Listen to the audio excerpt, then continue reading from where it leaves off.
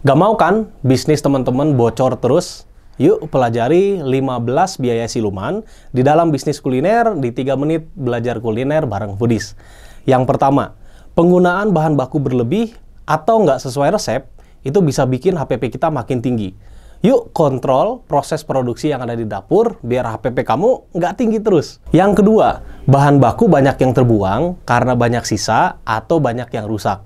Pastiin proses produksi sesuai dengan SOP ya teman-teman, biar produknya tidak tersisa terlalu banyak dan juga barang yang rusak bisa diminimalisir karena proses produksi yang salah. Yang ketiga, jam kerja karyawan yang selalu overtime. Biasanya salah satu hal yang mendorong kondisi ini terjadi karena manajer atau owner tidak ngerti cara bikin sistem shift yang betul, sehingga sistem shift yang ada sangat nggak efisien.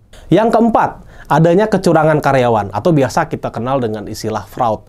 Nah, biasanya fraud ini muncul dari beberapa kondisi seperti adanya pencurian atau adanya markup yang biasanya dilakukan sama orang internal. Nah, hati-hati teman-teman ya.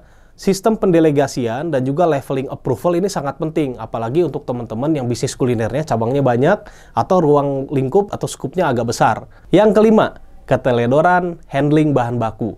Nah, biasanya kita bisa mulai identifikasi ini, mulai dari proses penerimaan barang, sampai pada saat kita menyimpan barang di gudang. Nah, kita kadang-kadang suka nggak ngerti nih, atau karyawan suka nggak ngerti nih, mana barang yang harus disimpan di freezer, mana barang yang harus disimpan di showcase, mana barang yang bisa disimpan di suhu ruang.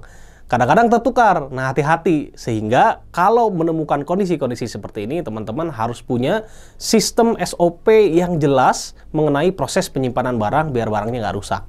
Nah, berikutnya yang keenam, kesalahan yang tidak disengaja dalam proses produksi.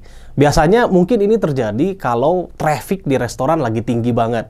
Kemungkinan human error pasti sangat mungkin terjadi. Sehingga chef atau koki atau kru di dapur salah membuat produk. Akhirnya yang terjadi antara produknya terbuang atau produknya tidak bisa terjual. Nah, ini membuat akhirnya HPP kita menjadi semakin membengkak. Yang ketujuh teman-teman ya, ini adalah faktor yang tidak bisa kita kontrol atau bisa disebut dengan faktor yang tidak terelakkan. Salah satu hal yang bisa mungkin jadi contoh adalah harga-harganya naik, karyawan sakit, listrik mati jadi nggak bisa jualan, dan banyak lagi teman-teman. Nah, pastikan di dalam kondisi-kondisi seperti ini, kita benar-benar mampu mempunyai backup plan ya. Apa sih backup plan-nya kalau harga-harga naik? Bagaimana sih kalau karyawan sakit backup plan-nya? Dan bagaimana kondisinya kalau contoh misalnya listriknya tiba-tiba mati pas jualan? Nah, selanjutnya kita lanjut part 2 ya.